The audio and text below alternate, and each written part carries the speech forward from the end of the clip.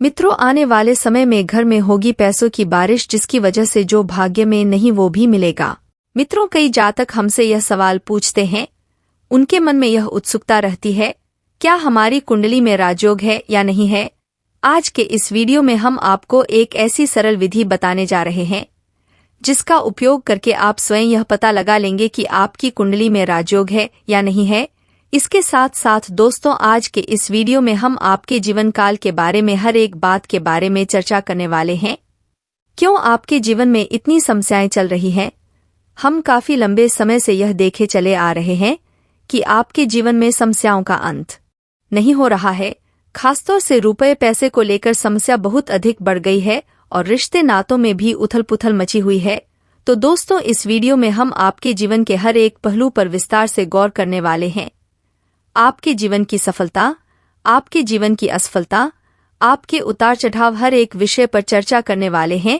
और इससे भी महत्वपूर्ण यह बात है कि जिन लोगों की कुंडली में राजयोग नहीं है, उन्हें राजयोग का सुख कैसे प्राप्त होगा, इस विषय पर भी हम चर्चा करेंगे। तो वीडियो को पूरा देखना, शुरू से लेकर अंत तक वीडियो के हर एक भाग को गौर से देखना है और समझना। वीडियो में बहुत ही गहरी बातें बताई जा रही है, तो वीडियो को आपको पूरा देखना है।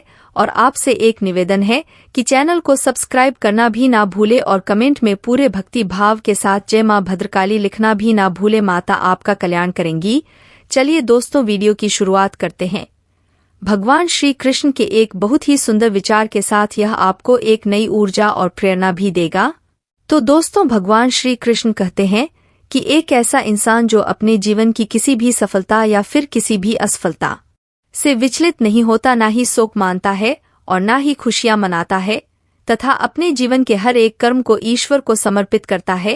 किसी भी कर्म के लिए उसके दिल में लालच नहीं होता, कोई भी इच्छा नहीं होती और इससे भी महत्वपूर्ण बात है, उसके द्वारा किए गए कार्य से किसी को भी हानि नहीं होती, तकलीफ नहीं पहुंचती। ऐसा इंसान सचमुच में कर्मयोगी है और उसके द्वारा किया गया हर एक कर्म एक योग है, यानी कि ईश्वर से जुड़ाव है। हर एक कर्म उसके ईश्वर के लिए होते हैं और उसे ईश्वर के नजदीक ले जाता है। ऐसा इंसान ही भगवान का सच्चा भक्त कहलाने के लायक होता है और उसे ही जीते जी और मृत्यु के बाद भी स्वर्ग की प्राप्ति होती है। तो भगवान श्री कृष्ण यहाँ पर यह कहना चाह रहे हैं कि जब इंसान स्वयं अपना मालिक बनता है और सब कुछ खुद ही करना चाहता है, तो हर एक घटना उसे बहुत प्रभावित करती है और ऐसी स्थिति में उसका जीवन नर्क के समान हो जाता है। बेहतर यह होगा कि इंसान को यह स्वीकार कर लेना चाहिए कि यह संसार भगवान के द्वारा बनाया गया है, वह स्वयं भी भगवान के द्वारा बनाया गया है। उसके जीवन में जो कुछ भी घट रहा है वह स्वयं भगवान की इच्छा से हो रहा है, वह माध्यम मात्र है। वह कोई भी कर्म करेगा वही फल प्राप्त होंगे। ऐसे में उसे जो भी कर्म का फल मिलेगा उसे वह ईश्वर का प्रसाद समझकर उन्हें स्वीकार कर लेगा और उसके जीवन में कोई भी कष्ट नहीं रहेगा, क्योंकि उसके जीवन में संतुष्टि का भाव उत्पन्न हो जाएगा। और जो इंसान अपने जीवन में असंतुष्टि के साथ जीता है, उसका जीवन ही सफल है और स्वर्ग के समान है। दोस्तों, यदि आपको भगवान श्री कृष्ण का यह सुंदर विचार अच्छा लगा है तो कमेंट में जय श्री कृष्णा, राधे राधे अवश्य लिखें और वीडियो को एक प्यारा सा लाइक करना ना भूले। चलिए दोस्तों, वीडियो की शुरुआत करते हैं। बहुत सारे लोग हमसे यह प्रश्न पूछते रहते हैं कि हमारे जीवन में इतनी समस्याएं आखिर क्यों है। रुपए पैसे को लेकर समस्याएं बनी रहती हैं, रिश्ते नातों में भी उतार चढ़ाव बने रहते हैं, कभी स्थिरता नहीं आती है, उद्योग धंधे सारे ठप पड़े हैं, पैसा जहां भी लगा दो वापस आता ही नहीं है, डूब ही जाता है। किसी को यदि उधर भी पैसा दे दिया तो कभी भी वापस नहीं आता, वापस देने की स्थिति कभी बनती नहीं है। जी हाँ दोस्तों, यदि आपके जीवन में भी कुछ ऐसी स्थितियां चल रही है तो यह वीडियो केवल आपके लिए है। यदि आपको धन दौलत की समस्या है, रिश्ते नातों में भी यदि आपको केवल और केवल निराशा हाथ लग रही है, आपका जीवन भी उतार चढ़ाव से भरा हुआ है, तो यह वीडियो केवल और केवल आपके लिए है। दोस्त, पहले हम इस विषय पर चर्चा करेंगे कि आपके जीवन में रुपया पैसा क्यों नहीं आ रहा है, रुपए पैसे को लेकर दिक्कतें क्यों बनी हुई है।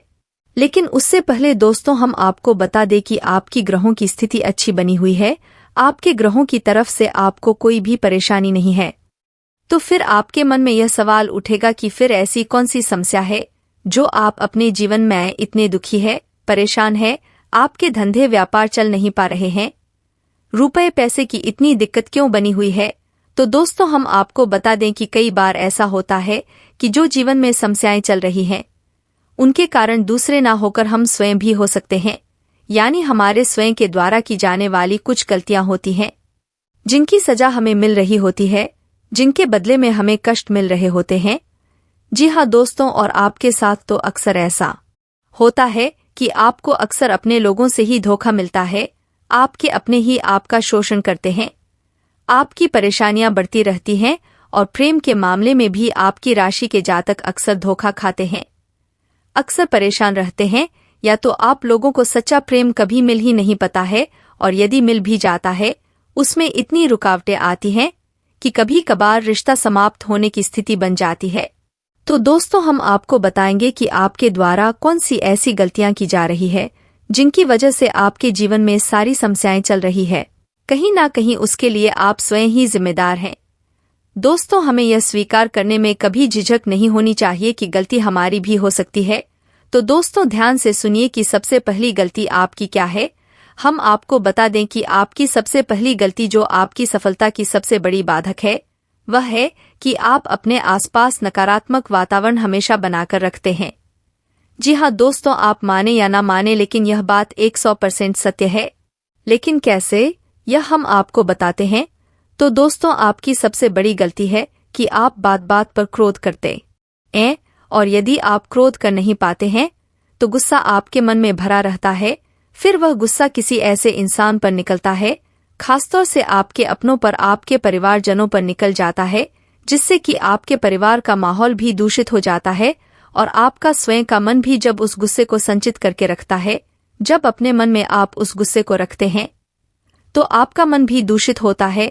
इससे आपके आसपास एक नकारात्मक वातावरण तैयार होता है, आपके परिवार का माहौल भी नकारात्मक हो जाता है। अब दोस्तों आपको यह याद रखना होगा कि यदि आप नकारात्मक वातावरण अपने आसपास रखेंगे तो नकारात्मक वातावरण नकारात्मक ऊर्जाओं को ही अपनी ओर आकर्षित करेगा और आपको लगातार कष्ट देता ही रहेगा। जी हाँ दोस्तों, बात कड़वी है पर सत्य है। आपके अंदर थोड़े बहुत अहंकार के अंश भी पाए जाते हैं।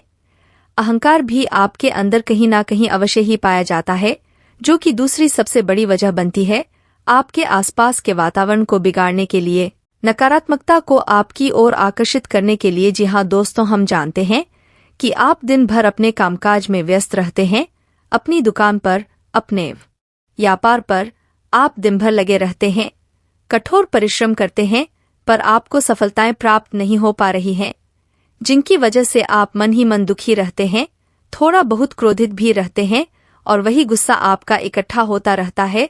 और शाम को जब आप अपने घर में आते हैं तो किसी बात पर ही आपके परिवारजनों पर आपका गुस्सा टूट पड़ता है। लेकिन यह गलत है, आप स्वयं भी इस बात को जानते हैं कि यह गलत है और इस गलत को आपको रोकना ही होगा, वरना आपके जीवन में खुशहाली कभी आ नहीं सकती। चाहे कोई भी देवी देवता आप पर कृपा करें और चाहे कोई भी ग्रह आपके पक्ष में क्यों ना हो जाए। जी हाँ दोस्तों, हम आपको बता देंगे, आपको यह गलती स्वीकार करनी ही होगी, और आपको जब यह गलती पता लग जाए तो धीरे धीरे इसमें सुधार करने की कोशिश करें। आप देखेंगे कि परिस्थितियां बदलना शुरू हो जाएंगी। तो दोस्तों अब कुछ जातक ऐसा सोचेंगे कि आखिर क्रोध को कैसे काबू में करेंगे, या मन खराब है तो उसे कैसे संतुलित करेंगे। तो दोस्तों हम आपको एक बहुत ही सरल विधि बताते हैं कि आप जब भी आपको क्रोध आए तो आप एकांत में बैठ जाएं, पद्मासन में बैठे यानी आलथी पालथी मार कर बैठ जाए, रीढ़ की हड्डी सीधी रखें और अपनी बाई नाक से सांस ले, दाहिने नथुने को अपने अंगूठे से रोक ले, बाई आंख से आप गहरी गहरी सांस ले और छोड़े। दोस्तों इसे चंद्र स्वर कहते हैं, और जब आपका चंद्र स्वरूप सक्रिय हो जाएगा तो आपके मन में एक शांति छा जाएगी और आपका क्रोध भी गायब हो जाएगा। जी हाँ दोस्तों, यह हमारे ऋषि मुनियों के द्वारा आजमाया गया है, वह बहुत ही शक्तिशाली उपाय है। वाय से आप भी अपने जीवन में शामिल करें, आपको निश्चित ही फायदा पहुंचेगा। दोस्तों आपको पता है कि आपकी दूसरी गलती है कि आप बहुत जल्दी ही उत्तेजित हो जाते हैं। कहने का मतलब यह है कि जैसे ही आपको थोड़ी सी सफलता प्राप्त हो आप उसका बखान करने लगते हैं, सभी को बताने लगते हैं, और इसी प्रकार जब आपको कोई कष्ट हो, कोई तकलीफ हो तो आप उसे भी दूसरों को खुलकर बताने लगते हैं, या फिर जिन्हें आप अपना मित्र समझते हैं, नजदीकी समझते हैं, उन्हें आप अपने दुख में शामिल कर लेते हैं, सुख में शामिल कर लेते हैं। लेकिन दोस्तों, आप याद रखें कि हर एक व्यक्ति जो आपके नज़दीक है, आपका खास है। जरूरी नहीं कि वह हमेशा आपका खास हो सकता है मन ही मन में आपसे बहुत दुश्मनी मानता हो, आपसे बहुत ही ज्यादा नफरत करता हो। आप उसे जब अपनी कोई भी बात बताते हैं, जैसे आपकी खुशी या आपका दुख, तो वह इंसान अपने मन में नकारात्मक विचार लाता है, जिसका आपके ऊपर भी प्रभाव पड़ता है। जी हाँ दोस्तों, याद रखें, आपके मन में जो चल रहा है, आपके जीवन में जो चल रहा है, उसे आप किसी के साथ चर्चा न करें जब तक उसका एक उचित परिणाम प्राप्त न हो जाए। मित्रों, अब जो हम आपको बात बताने जा रहे हैं, एक ऐसा उपाय बताने जा रहे हैं, उसको पूरे होशो आवाज में सुनिएगा। ये उपाय आपके जीवन से सारी दिक्कत, परेशानियों को दूर करने का दम रखता है। तो ध्यान से सुनिए अब। तो आपके जीवन में रैन बसेरा किसका है, क्या दुखों का है? यह दुख आपके जीवन से क्यों कम नहीं हो रहे हैं? क्यों हर समय आपके जीवन में दुख लगे रहते हैं? चाहे वह शारीरिक दुख हो, चाहे अपनों से मिलने वाले दुख हो, चाहे औलाद के दुख हो, चाहे एक भौतिक सुख का जीवन में न होना इसके दुख हो। दुख हर तरह से होते हैं। किसी न किसी कारण से इंसान दुखों में उलझा रहता है। जब दुख लंबे समय तक इंसान के जीवन से न जाए, तब यह हमें सोचने पर मजबूर कर देता है कि ऐसा क्या कारण है? क्या ज्योतिष कारण है? क्या मेरी किस्मत से जुड़े कारण है जो मुझे पल पल में और लंबे समय तक दुख ही दुख दे रहे हैं? आज मैं आपको बताने वाला हूं कि ऐसे दुख जो जीवन में हमेशा इंसान के जुड़े रहते हैं, या फिर यूं कहें कि इंसान के जीवन में दुखों का ही रेन बसेरा हो जाता है। सुख चाहे भौतिक सुख हो, चाहे अपनों से मिलने वाले सुख हो, चाहे किसी भी प्रकार का सुख हो, इंसान के जीवन में कहीं आसपास भी नहीं फटकते हैं और इंसान दुखों से उलझते हुए अपने जीवन का काफी समय व्यर्थ कर देता है, जो कि इंसान एंजॉय कर सकता था। आज मैं आपको बताने वाला हूं कि ऐसे क्या कारण होते हैं और इन दुखों को कैसे हम अपने जीवन से निकाल सकते हैं। आपने केतु के बारे में तो सुना ही होगा। केतु हमारे जीवन में अगर शुभ हो तो इंसान को जीवन में हर तरह की ऐश और शोहरत देता है, हर तरह के एंजॉयमेंट देता है। पर जब केतु ही डिस्टर्ब हो जाए तो इंसान दुखों के अलावा जीवन में कुछ नहीं बोल पाता है। केतु के खराब होने के कई कारण हैं। अगर हम बात करें कि केतु अगर कुंडली में खराब हो जाता है तो उसके कारण क्या होते हैं? सूर्य शुक्र की युति हो जाए, चंद्र शनि की युति हो जाए, अगर केतु कहीं गलत भाव में चला गया तब शुक्र कुंडली में मारा जाता है, तब भी केतु खराब होता है। और खराब केतु खराब कुंडली में देखने में तो बहुत अच्छा बैठा हुआ है ऐसा लगता है, पर उस केतु के छुपे छुपाए परेशानियां और लक्षण हमेशा हमें हमारे जीवन में कहीं न कहीं हमें परेशान करती रहती हैं। व्यक्ति चाहता तो बहुत कुछ है कि वो इंसान अपने जीवन में हमेशा सुखों को पाए, दुखों पर जीत हासिल करें और सुखों का आनंद उसके जीवन में, उसके परिवार में खुशियां लेकर आए। पर जब केतु डिस्टर्ब हो जाता है तब ऐसे केस पर लोगों की सलाह भी उल्टी पड़ जाती है, यानी कि वो अच्छे के लिए सलाह देते हैं या फिर कई बार तो अपने फायदे के लिए लोगों को सलाह देते हैं कि आप अपना मकान बेच दो, आप यह कर दो, आप औलाद को बेदखल कर दो। ऐसे ही सलाह में भी इंसान फंस जाता है। जब केतु खराब होता है, इंसान को जो सलाह दूसरे देते हैं वो इंसान को परेशानी में डाल देती है। अब केतु अगर आपको लग रहा है इस तरह से आपके जीवन में दुख दे रहा है, वह शारीरिक दुख दे रहा है। शारीरिक दुखों में सबसे ज्यादा इंसान की हड्डियों में परेशानी की रेट करता है। इंसान के जॉइंट दुखते हैं, इंसान को पेशाब की दिक्कत होती है। यह सब दिक्कतें किडनी, पेशाब, हड्डियां, जोड़, यह सब केतु से देखी जाती है। अगर व्यक्ति के जीवन से लंबे समय तक दर्द नहीं जा रहा है तो समझ लीजिए कि यह केतु के बुरे लक्षण हैं। मान लीजिए केतु आपको बुरे लक्षण दे रहा है और आपको यह पहचान भी हो गई है कि केतु अब बुरे लक्षण दे रहा है, तो केतु के उपाय के लिए आपको क्या करना है? कुछ उपाय हैं जो कि केतु के असर को जीवन में आते ही उनको सही करने में काफी ज्यादा हेल्पफुल होते हैं। पहले उपाय की अगर हम बात करें तो वह होता है मछलियों को कुछ न कुछ देने का उपाय। आपके यहाँ कोई नदी नहर है तो आप वहां जाइए, मछलियों को 7 अनाज के आटे से बनी हुई गोलियां डालिए। आप किसी से सलाह लेने से पहले, आपको पता है केतु आपका खराब है, बुरे लक्षण दे रहा है, तो कोई भी काम करने से पहले अपने आसपास कोई नदी, नहर, नाला तलाश लीजिए जहां पर मछलियां हो। आपने क्या करना है, आप सात अनाज जो होता है आपको मार्केट से ही मिल जाएगा। यह आटा, कुछ आटे की गोलियां बना लीजिए छोटी छोटी और जाइए उस नदी नहर के किनारे जहां पर मछलियां हो, वहां पर जाकर मछलियों को गोलियां डालिए। आप गोलियां डालेंगे तो आपके अंदर ऑटोमेटिकली सच्ची और अच्छी सूझबूझ देने की शक्ति आपको मिलेगी। यह शक्ति कैसे मिलेगी समझ लीजिए। सात अनाज का कारक जो है वह शुक्र ग्रह से संबंधित है। शुक्र ग्रह से संबंधित चीज हमने शनि यानी कि मछलियों के पास पहुंचानी है।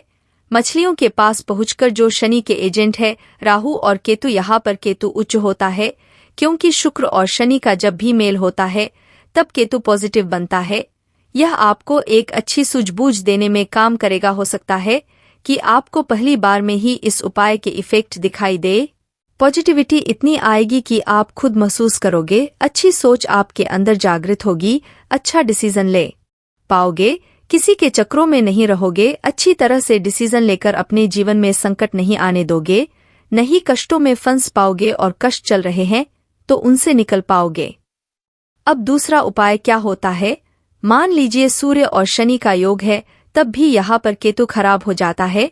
मान लीजिए सूर्य शनि आपके कुंडली में खराब है तो ग्रहण के उपाय करते रहिए जैसे कि मैं आपको बताता हूँ। पूजा वाला नारियल, काले सफेद तिल, बादाम, उड़द, इन चीजों को काले कपड़े में लपेट के जल प्रवाह करते रहिए। एक रेमेडी हो गई। जब भी सूर्य और शुक्र कुंडली में इकट्ठे हो तब ऐसे केस में यह दिक्कत बहुत ज्यादा देता है। औलाद की दिक्कतें दे सकता है, आपकी शरीर की दिक्कत दे सकता है। ओवल केतु को डिस्टर्ब करने वाला यह योग होता है।